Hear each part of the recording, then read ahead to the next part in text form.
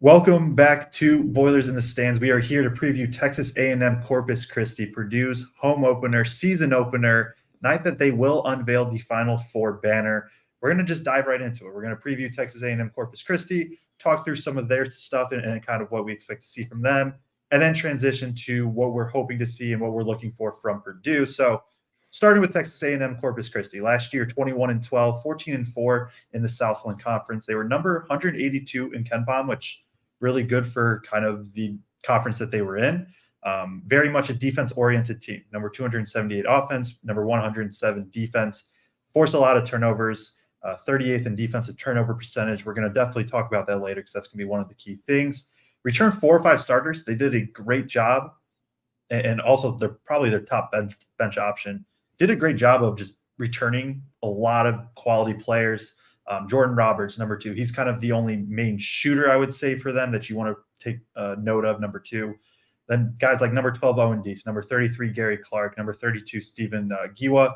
They're all more just kind of bigger, 6'8", 6'9" guys. Giwa's, I would say, the true low post kind of rebounder. Deese and Clark are more lankier kind of defenders at times. And so we'll see how Purdue guards them. They're a team that's also going to play a bunch of guys. They had, I think, 11 guys played double-digit minutes last year, returning a good chunk of them. I'll go a couple more notes, and then I'll throw it to you, Kraig. They're a team, they want to force turnovers. They want to play fast. They press, but the press isn't like we're trapping you and forcing turnovers in the backcourt. It's closer to what Purdue does, but just more aggressive version where they're just going to pick you up full court and hound you the entire time, and they have a lot of guards that they're willing to do that with. The other key guy I forgot to mention, number 24, Aaron Potter, JUCO transfer. I expect him to start. I like him as a solid facilitator. Another guy that's just like athletic, gets downhill, defensive-minded. Getting back to their notes, turnovers. They crash the glass hard on both ends. Purdue will have the size advantage, but Texas A&m Corpus Christi is a very, very good rebounding team. They do foul a lot because of the aggressive. I think offensively, they run a good bit of off-ball movement and pin downs, and that is something that can give Purdue issues. If Purdue can get through those initial actions, then it kind of turns into stagnant offense, ISOs, maybe some pick and rolls, but not a ton. But yeah, I think that's kind of, like I said, Texas A&m Corpus Christi, not the biggest name that Purdue will play all year, but still not a team I don't think that Purdue can just completely overlook. They have some stuff, and they have some players that could, in theory, give Purdue trouble. So that's kind of my main notes I would say for them. I know we'll try to keep this a little more Purdue-oriented, but do you have anything to add, anything else you kind of want to point out from Corpus Christi? Yeah. I mean, obviously a team that finished second last year in that Southland Conference. I was a little bit surprised when just kind of watching them and breaking down who was coming back and looking at their stats that they're picked 4th, like in their preseason poll in that conference this year. And conference is going to be seemed a little bit odd. Huh? The conference is going to be kind of good. Yeah. I don't know. I'm like, well, those other 3 teams must be pretty good because there was stuff that I certainly liked that I saw just watching them. I didn't watch a ton of film. Did go back and watch that McNeese game. Man, what a way to lose that game and not make it to the tournament. They get a steal with 20 seconds to go with the lead, just turn it over. They foul a guy down 2 when they don't need to foul a guy, and then McNeese ends up scoring on a buzzer beater. So this was almost a tournament team last year, and almost beat a McNeese team to go to the tournament that was really good coming out of that conference. So I think, just as you look at this group and the way they want to play, this is a team that Purdue should beat. But I think there could be there's going to be some resistance, I guess is what I want to say. This is not going to be an easy beatdown by any means. And Corpus Christi could present some challenges just with the things that they want to do, especially defensively and how they can create steals. They were top 20 in the country last year. I think they had over 8 steals per game. And they've got length too, right? They don't have any 7-footers, but their front line, I guess, in their wings, 6'9", 6'8", 6'7", they've got some length out there. So it'll be interesting to see what Painter wants to do with the lineup based on how they play and based on their kind of length in those 3 spots. So I'm looking forward to it. I'm looking forward to seeing how Purdue handles the defensive pressure too. Yeah, I think it's good to point out that they are a bigger team, even their guards. Out of their main guys, 6'3", 6'3", 6'4", and they're like closer to, I think, in general, the more like Jakari, Lance Jones style build, where they're just like built a little bit more. In terms of matchups, like the starters, whoever is starting point guard, I don't know if it's going to be Potter or right forward for Corpus Christi. Jakari is going to take them, would be my guess. I would expect Braden to take Jordan Roberts, who's kind of their main shooter. And then Fletcher to take Owen Deese, who's kind of this inefficient off-ball scorer. He's very much just off-ball. I could see Braden and Fletch switching. I would expect TKR to take Gary Clark, and whatever Purdue big that's starting to take Stephen Giwa. And maybe that is a good transition to switching kind of to the Purdue side. We talk about Corpus Christi, right? Want to force turnovers, want to be aggressive, want to just kind of be all up in Purdue's grill.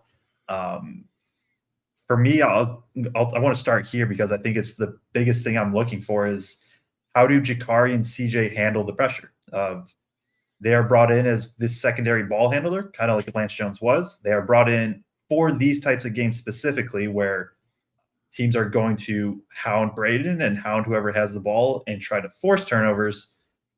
Now they got to do it in a real game, and it's going to be a good test for them. And I'm excited to see, but I don't know about you, but that is the first thing that stands out to me of what I'm looking for in Purdue this game. Yeah, no, I'm 100% with you there because of just the perimeter pressure that they're going to apply. How do Jakari, how do CJ handle that role of being the secondary ball handler out there? Because you don't really want to put Fletcher in that spot. As I was looking at the size and the length that they have on their wings and just like watching, the Deese is inefficient, but like he got going in that championship game and hit 2 or 3 threes in a row. And we've heard Painter talk about maybe there's some matchups where he goes with a little bit longer, more of a 2 true wing lineup with Miles or Cam out there with Fletcher or whoever's in that 2 spot. And there was a piece of me that's like, well, maybe this is one of those games where we could see Miles. And then you look at how they pressure the ball, and it's like, no, this is a game for Jakari or CJ because you're gonna have to have that secondary ball handler out there. Yeah, I would expect at least one of Jakari plus CJ out at all times on the floor, aside from potential garbage time minutes. But yeah, this is definitely gonna be a game where they're gonna kind of get thrown, like not thrown into the fire, but kind of get thrown into the fire of like, they probably haven't seen this yet. I'll throw it to you next. I'll let you kind of go from there of what you're looking for. Just kind of the biggest thing that stands out to you, maybe besides how Jakari and CJ handle the pressure. Well, I think this is a team that wants to take 2s and they want to get to the rim. Their 3-point shooting, like I said, there's only one guy returning on this team, I think, that shot over 30% from 3 last year. And you just watch them play and watch their film from last year, and they want to attack the basket. They want to get some lobs and dunks for Giwa and Clark. Clark drives baseline a lot of times to get to the rim. But even their guards and their wings really want to get downhill. So I'm looking forward to seeing how the perimeter defense holds up. We've talked about how good CJ and Jakari have looked kind of one-on-one and maybe have struggled a little bit more chasing action, which Painter referenced in the post-game conference the other day. So I'm really interested to see how Smith and Lawyer and either Jakari or CJ or Miles, whoever else is out there in another spot, just how good of a job they do of keeping their guy in front of them. Because if they don't, because Corpus Christi's kind of crafty around the rim. If they can't keep them out of the paint, then we're going to get to see how the 7-footers hold up that are down there. Or Burgess, I guess, isn't 7 foot. First isn't 7 foot. But whoever of the 4 centers is playing, we're going to see how they actually hold up down low. And is this a Caleb first game matchup-wise to you? I could see at the 5 spot. Yeah, at the 5, just because. Yeah, I think he'll be the one that can help probably on some of these quicker guards and wings the best, and just try to push the guards out. I expect to see still the platoon of all of them, but I'll phrase it this way: if this game is close-ish in the last 10 minutes, I would expect to see Caleb first out there at the 5. It would be my guess. I'm with you 100%. Just kind of as I was watching how they move, because they're pretty athletic bigs. I mean, he was kind of a rim runner, a little bit lob threat. But just trying to contain those guards and protect in terms of rim protection and whatnot, and the speed that's going to be out there and athleticism, this reads to me like a high minute Caleb first game just for defensive purposes, if you're getting enough offense from the other 4 spots from Purdue. Yeah, I mean, Corpus Christi 93rd percentile in terms of taking the amount of shots at the rim. Not the most efficient, but still, just attacking that much is generally will lead to good things. Maybe there's a scenario, depending on the lineup, where we maybe see the TKR at the 5 for the first time. But I don't know if we will for that. I still kind of expect the bigs to be platooned for at least a bit as Purdue Painter tries to figure it out. That feels like just the obvious next, like, hey, what am I looking for? Is like, does anyone emerge out of the 5 spot? With this being a true game, what does the actual rotation look like, right? Where you're trying to win a meaningful game. You aren't just playing an exhibition where you can afford to play 4 different guys 10 minutes, because more than anything, Painter just wants to see those guys on the floor. Yeah, Caleb first probably, I would guess, gets the most minutes if it comes down to it. I still think that, well, I guess the other thing is we'll see if Burgess plays. That's going to be probably part of that question is. Yeah, because we should hear some news sometime Monday. We don't know. There's been like even the Heidi was. It's usually the post-game press conference after the first game where somebody asks. Heidi, like I remember Heidi, I think was like game 4 or something where it wasn't like officially said. Like they don't have to say it right away. Obviously, if Burgess doesn't play, I think it's an indicator that he might get the red shirt. If he plays, then I think that's a very obvious indicator. Hey, right. He literally can't redshirt anymore. Right. Yeah, that'll be that. The other thing I'm kind of looking for is similar to Jakari and CJ, but it kind of expands to the rest of this guard room. Braden and Fletcher are going to see a ton of on-ball and off-ball pressure. If Heidi is in at the 3 or whenever Colvin's in, like they're also going to see a lot of pressure. And just kind of how does that look? I think this is a team that wants to rely on their perimeter defense. And so I think the kickouts will be there. Can they knock them down? Can Braden create advantages? It can be kind of said probably for every single game, but I think it's especially in this one. Yeah, agree 100% with that. I'm also just kind of interested to see, with the fact that this is not a good 3-point shooting team, also not a good free throw shooting team at all. Pretty horrendous from the free throw line. And I'm interested to see just defensively. I mean, we've seen a lot of times, and if you've been a Purdue fan for a long time, there's always the joke about the guy who shoots like 20% on the year, just goes off and makes like 5 out of 6 against us or something. So be interesting to see if somebody pops off in typical fashion against Purdue. But I expect them to kind of pack the paint a little bit here against them and lay off of their shooters until somebody proves, other than maybe Roberts, somebody proves that they can hit from outside, because they want to get downhill so much. Yeah, and I'm with you there. Like I would expect, especially Jacobson, Berg, they're going to be in drop coverage. First will be the interesting one, if he's in that hedge or if he's going to be in drop coverage, just trying to protect the rim more. Maybe we even see some unders from like Braden Smith and guys kind of on ball if it comes to that, especially with the off-ball action, if they can kind of just cheat it and try to cut up that way. The last thing I have is TKR just able to kind of dominate the post again? Do they double him? And then the other thought, and I think maybe we should save this.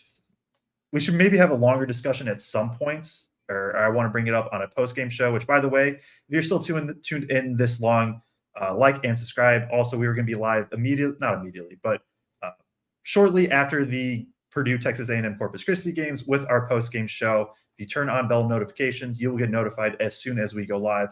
We will have a post-game show for every single Purdue basketball game this year, so definitely tune into those. If Purdue doesn't figure out specifically what they want to do at the 5 for a while, and TKR is still playing the 4, how often do teams just throw their 5 on TKR and just live with letting whatever big there is, just put your not weakest, but your weakest big defender out there, and just throw the size on TKR to try to kind of balance that matchup more. Like, I would not be shocked to see Giwa on TKR at moments. But then it also goes, if that happens, and say it's more specifically Berg or Jacobson, like, can they would then have a 6'8", 210-pound dude on them. Can they bury him and get to the rim? So it's kind of like a 3-parter almost. Like, is TKR able to dominate? How do they actually defend them? And depending on how they defend them, can the other bigs take advantage? That'll be another thing I'm looking for in this game. Yeah, and the next place I was going to go was TKR also, because I think he should eat in this game. If they match up, like you said, if they match up Giwa on whatever 5 we have out there, TKR's got 30, 40 pounds on whoever's going to be guarding him. Not much of a height advantage, but definitely a bulk advantage. And I think he's just going to eat down low and be able to control the paint offensively for us. The interesting thing to me is if they do that, right? If some of these teams decide, like, all right, we're just going to sell out and put our 5 on TKR, is that when Painter responds and decides to go with the small ball lineup at that point? Like, it might be. He might be forced to. If, in my head, if the bigs can't take advantage, whether it doesn't even have to be scoring, right? One way I think would be if they could just dominate the glass, then that's probably worth it to Painter. But yeah, that would be a scenario where you can. It would be interesting, right? Because then if it is Heidi at the 4 and TKR at the 5, you can still try to get the cross screen and get the 4 back onto TKR, and now you have Heidi potentially attacking the closeout against the big. There are ways to absolutely beat it, but I'm going to be monitoring it for sure if it comes down to it.